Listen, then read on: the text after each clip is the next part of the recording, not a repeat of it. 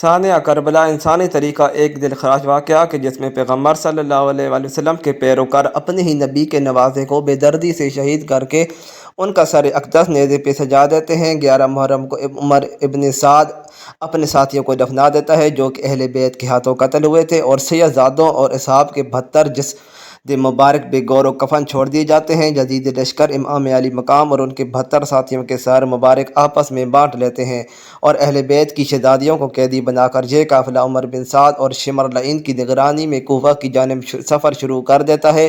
ادھر کوفہ کا گورنر عبید اللہ ابن زیاد اسیران کربلا اور شہداء کے سروں کو دیکھنے کے لیے بے تاب بیٹھا ہے اور پورے کوفہ کو دلہن کی طرح سجا دیا جاتا ہے۔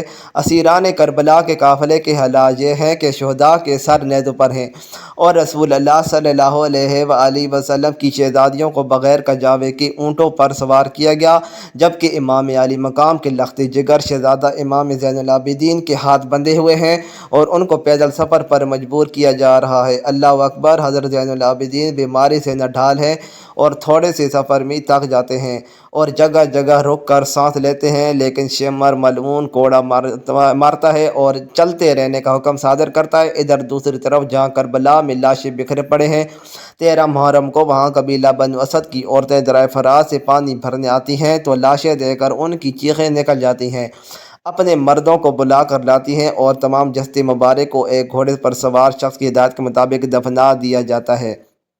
اسیران کربلا کا قافلہ کوفہ کی جانب رواں دوا ہے۔ یزیدی سپاہیوں نے ستانے کے لیے قافلے کو راستے میں روکا۔ یہاں تاریخ طبری میں امام طبری اور البدایہ والنہایہ میں علامہ ابن کثیر لکھتے ہیں کہ یزیدی فوج شراب میں مست تھی، جس وجہ سے ایک سپاہی عنان بن زید نواسہ رسول صلی اللہ علیہ وآلہ وسلم کی بیوی حضرت رباب کی طرف بدمستی میں بڑھا تو شیر خدا کی شیر بیٹی حضرت زینب سلام اللہ علیہا نے قریب کھڑے دوسرے سپاہیوں کی تلوار کھینچ کر پہلے عنان بن زید کا بڑھتا ہوا ہاتھ کاٹا، پھر اس کی گردن اڑا دی۔ اس واقعے کے بعد کافی دیر تک لشکر میں خاموشی چھائی، پھر حضرت زینب نے وہاں پر اہل بیت کی عظمت کے بارے میں خطبہ ارشاد فرمایا۔ امام طبری روایت کرتے ہیں کہ ابن سعد نے خولی کے ہاتھ امام علی مقام کا سر اقدس ابن زیاد کے دربار بھیجا۔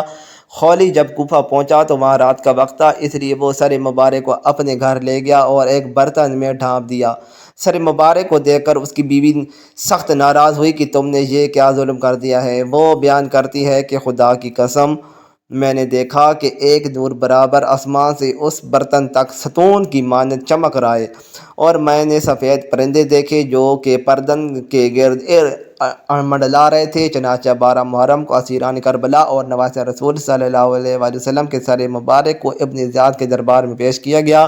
شیر خدا کی شیر بیٹی حضرت زینب اور ابن زیاد کے درمیان سخت گفتگو ہوئی۔ کوفہ کا درندہ صرف خونخوار حاکم عبداللہ ابن زیاد، جس کی تلوار سے خون ٹپک رہا ہے، جو فرزند رسول صلی اللہ علیہ وآلہ وسلم امام حسین اور ان کے اعوان و انصار کا خون بہا کر مست مغرور اور کامیابی کے نشے میں بالکل چور ہے۔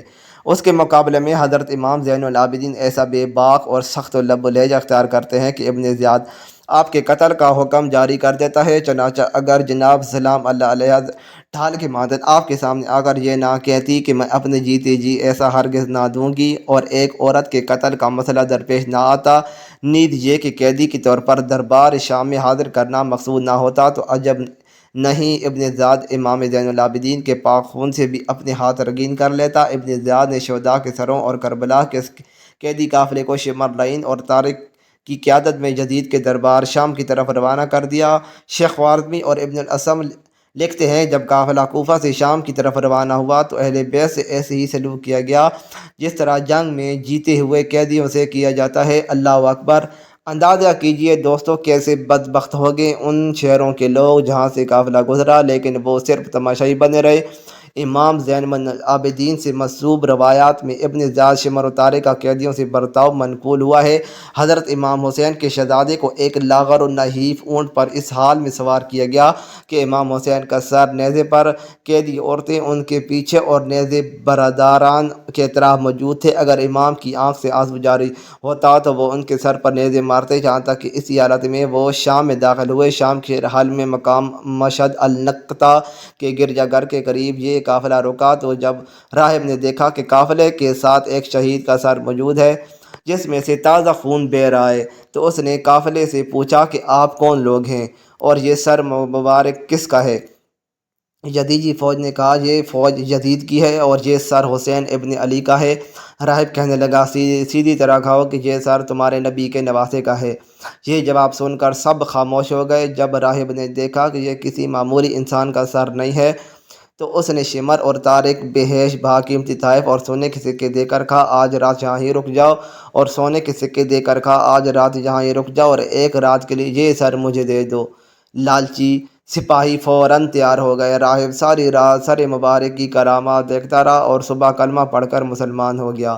روایت کے مطابق ظلم و جبر سہتے یہ اہل بیت اطہار کا قافلہ پہلی سفر کو شام میں داخل ہوا۔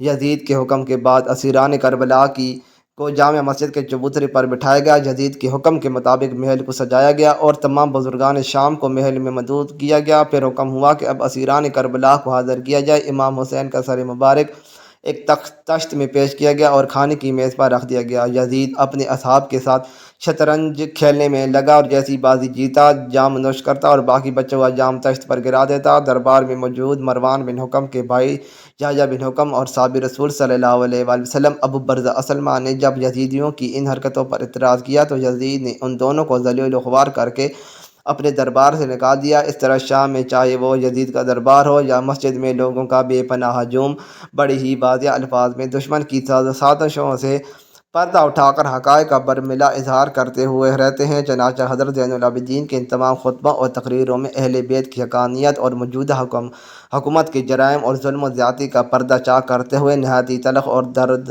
لشت لیب و لہجہ میں غافل و ناآگاہ عوام کو جھنجھوڑنے اور بیدار کرنے کی کوشش کی گئی ہے، لیکن یہ بے ضمیر لوگ اپنے آپ کو بیچ چکے تھے۔ ان پر حضرت امام زین العابدین اور حضرت زینب کے خطبات کا کوئی خاطر خواہ فائدہ نہ ہوا۔ سبھی مائیں بہنیں اپنے گھروں میں تھیں، جبکہ حضور صلی اللہ علیہ وآلہ وسلم کی نواسے کی بیویاں، بہنیں اور بیٹیاں قید بنے دربار میں موجود ہیں۔ اللہ اکبر! کیوں نہ وہاں موجود لوگوں کے دل پھٹ پڑے۔ اس کے بعد یزید نے قافلے کو آزاد کرتے ہوئے مدینے بھیج دیا۔ اللہ سے دعا ہے کہ ہم نبی آخر الزمان حضرت محمد صلی اللہ علیہ وآلہ وسلم اور ان کی پاک آل پر اپنی جان نثار کرنے والے بن جائیں۔ اے اللہ پاک ہمارے گناہوں کو بخش دے، ہمیں اور ہمارے دلوں کو بغض اہل بیت سے پاک رکھنا اور ہمارا حشر بروز قیامت حضور صلی اللہ علیہ وآلہ وسلم اور ان کی آل پاک کے ساتھ کرنا۔ مزید اچھی ویڈیوز کے لیے چینل کو ضرور سبسکرائب کریں۔ شکریہ۔